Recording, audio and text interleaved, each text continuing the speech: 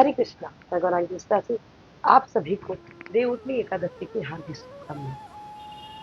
कहते हैं इसके विषय में दो कथाएं प्रचलित हैं। देवउठनी एकादशी के लिए दो कथाएं प्रचलित हैं। पहली कथा ये है कि इसमें चार महीने के लिए हमारे प्रभु जो है भगवान श्री कृष्ण विष्णु जो है ये सो जाते हैं, जिस कारण सारे मांगलिक कार्य रोक दिए जाते हैं। आज के दिन देवउठनी एकादशी के दिन जब प्रभु हमारे जगते हैं, उनके उठने के बाद सारे मांगलिक कार्य शुरू हो जाते हैं। एक कथा तो ये है। दूसरी एक बड़ी प्यारी सी कथा है, उसे ध्यान से सुनिए। दूसरी कथा ये कि एक बार की बात है, एक राजा का राज्य था जो कि अपने प्रजा का बहुत अच्छे से ध्यान रखा करते थे। राजा जो थे हमेशा धर्म पालन करते थे और किसी भी कीमत पे अपने धर्म को के खिलाफ कोई कार्य नहीं किया करते थे। और हर एकादशी को उनके यहाँ न अन्न भेजा जाता था, न राज्य में कोई अन्न बनाता था, न कोई खाता था।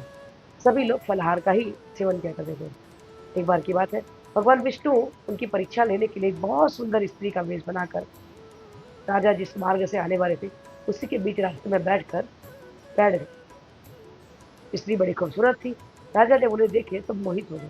उन्होंने उससे पूछा कि आखिर तुम बीच रास्ते में क्यों बैठी हो, क्या कारण है? स्त्री रोने लगी और उसने कहा कि भगवान विष्णु थे। रोने लगी, बोला कि मेरा दुनिया में कोई भी नहीं है, मैं बेसहारा हूँ।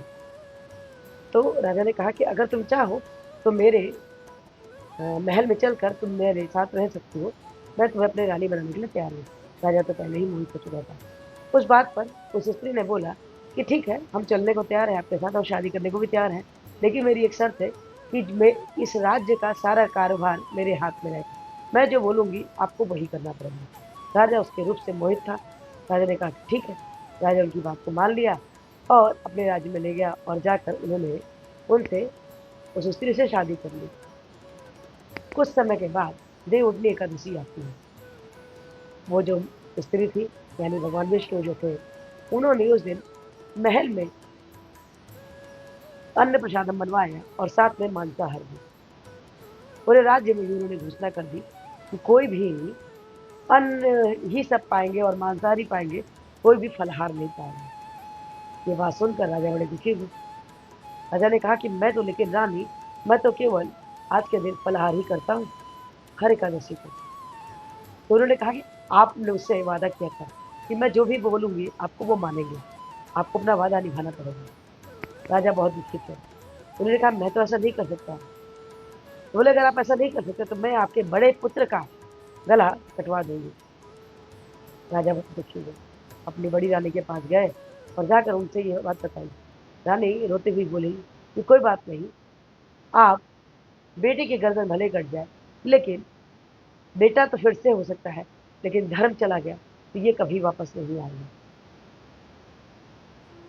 रानी रो रही थी। तभी उनका पुत्र, बड़ा पुत्र जो था राजा का, वहां आया और पूछा कि माँ आखिर क्या कारण, आप क्यों रो रही है? तो माँ ने पूरी बात बताई। राजा का बेटा बोला, पिताजी आप बिल्कुल चिंता ना करें, धर्म के लिए मैं अपने शीश को कटवाने के लिए भी तैयार हूँ।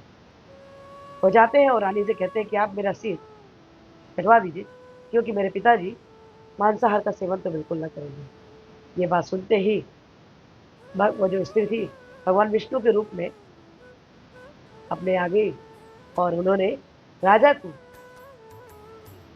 उनके नियम, उनके धर्म पालन के लिए बहुत प्रसन्न हुए और उन्हें बोला कि राजा आप क्या चाहते हैं?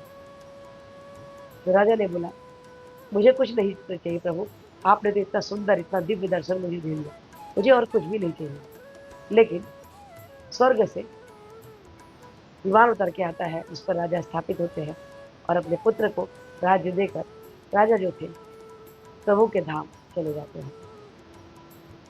हमारे प्रभु जो है, हमारे जो प्रभु श्री कृष्ण है, सदैव आपका साथ देते हैं। हमारे यहाँ कहते हैं कि एकादशी के नियम का पालन हर सनातनी को करना चाहिए। आज की उत्थान एकादशी जो है, जिसमें प्रभु उठते हैं, जगते हैं, अपने सारे कार्यों को देखते हैं। आज से फिर से सारे मंगल कार्य शुरू हो जाते हैं।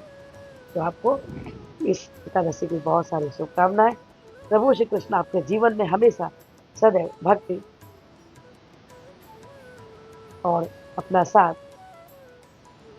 सुख समृद्धि हमेशा बनाए रखे। हमारी यही शुभकामनाएं, हमारी यही प्रार्थना है। हरे कृष्ण, राधे राधे।